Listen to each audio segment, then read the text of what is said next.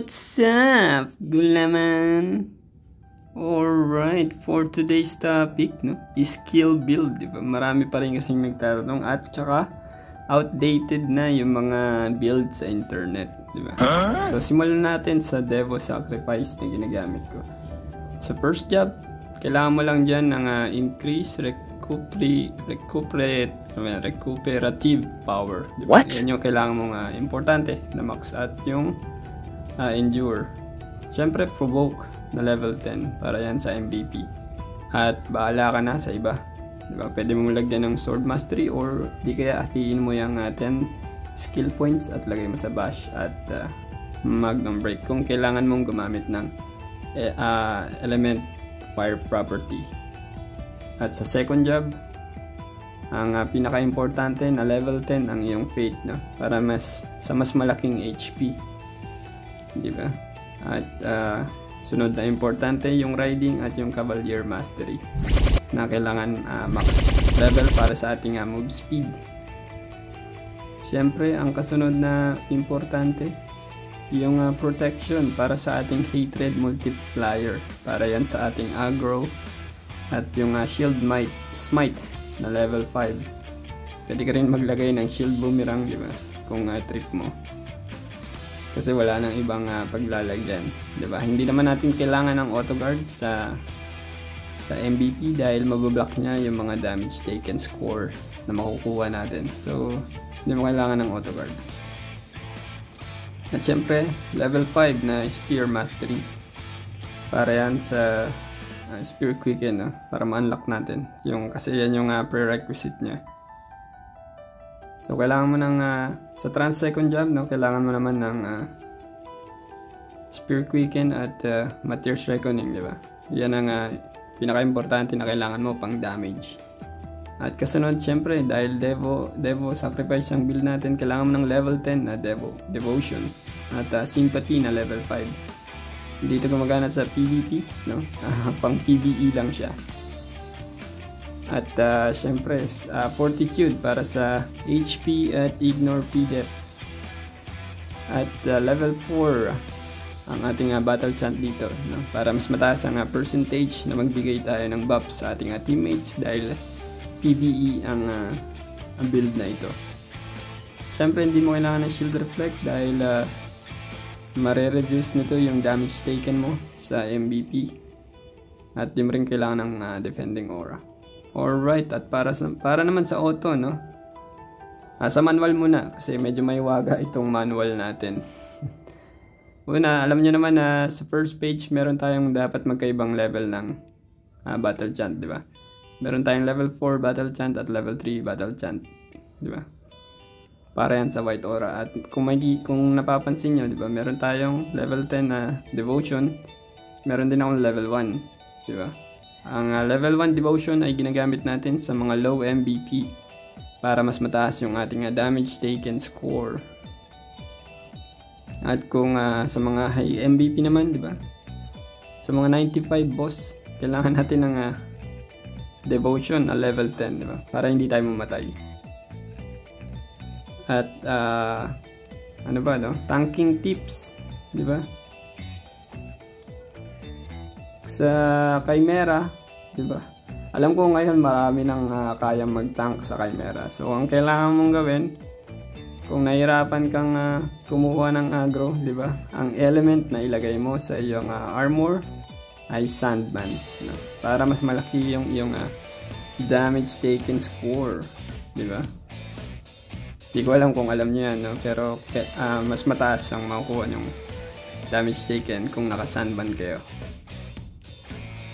At syempre, wala pa tayong pangontra sa mga ibang boss or sa damage na mas marireceive natin. Kasi yung mga boss ay karamihan ay demon, di ba? At ano pa? Sa PvP, no? PvP naman. Sa PvP sacrifice, ang build natin ay halos parehas lang, no? Ginawa ko lang siyang magkaiba dun sa Devo Sacrifice, wala tayong magnum break. At dito sa Sacrifice PvP naman, nilagyan ko ng Magnum Break. Although hindi naman natin kailangan, pati nga itong provoke hindi ko rin naman kailangan. Nagkakataon lang kasi na minsan nag-MVP ako at nakakalimutan ko magpalit. So ginawa ko, na level 10 ko na lang din ang provoke dito para kung sakaling makalimutan ko magpalit, di ba? Pwede ko rin gamitin ang Sacrifice PvP sa MVP. Siyempre pare-parehas naman yan, di ba? Importante yung riding at cavalier mastery para mabilis ang move speed mo. Kasunod yung fate para sa ating max HP at kailangan mo ng shield smite level 5 para may unlock ang protection at yung fortitude na kailangan natin dahil sa HP at ignore PDEF. At level 5 lang ang spear mastery, hindi mo kailangan siyang level 10 dahil ang P-attack ay walang masyadong may dadagdag sa ating sacrifice damage. Siyempre kailangan mo ng auto guard na level 10 at providence na level 5, diba? PvP, no? Pero kailangan mo yan para may unlock ang auto guard. At siyempre kung sakali man na may tawag dito, mauso, diba? Kung maging meta ang holy, diba? Meron kang providence. At sa trans second job, no? Importante lang naman dyan ay yung pang damage natin na Materia Reckoning, Spear Quicken, at level 2 lang ang Battle Chant. Siyempre Shield Reflect, pang reflect natin sa mga kalaban, sa mga melee, at level 4 lamang ang Defending Aura. Kasi yung isang skill point ay kailangan natin ilagay sa Battle Chant. So kailangan natin bawasan ang Defending Aura. Sa settings, di ba, paano ba ang auto? Ang auto ng PvP, di ba, nakauna dapat ang Materia Reckoning, hindi normal attack, di ba? Dapat Materia Reckoning. Tapos nakahuli ang normal attack mo. Kasi minsan pumapalo yan yung character mo nang walang Materia Reckoning. So kailangan na uuna yung Materia Reckoning. Siyempre naka-auto rin ang auto guard. At sa manual, kailangan mo maglagay ng yan, pakita natin yung manual. Yan, yung auto guard mo, kailangan mo ng manual. At shield reflect, kailangan mo ng manual. Pati defending aura. Bakit kailangan mo silang i-manual? Kasi pag may mga sage, no, na dinidispel ang ating skill, kailangan natin na pindutin yan, no, para i-rebuff sa ating character, di ba? Tsaka yan, tulad nito, di ba? Hindi siya nagpapalit. Kasi meron pa akong auto guard kaya yan, shield reflect lang siya ng shield reflect. So pagka nawala yan, lumilipat pala minsan, no? Pero kadalasan hindi yan nagpapalit agad. Maliban na lang pag natanggal yung iyong auto guard. Magpapalit yan. Yun lang for our PvP skill, di ba? At sana may natutunan kayo, di ba? At kung meron pa kayong gustong i-cover natin para sa guide tips, di ba? Mga tips and tricks na pwede nyong itanong, di ba? Gagawan natin yan.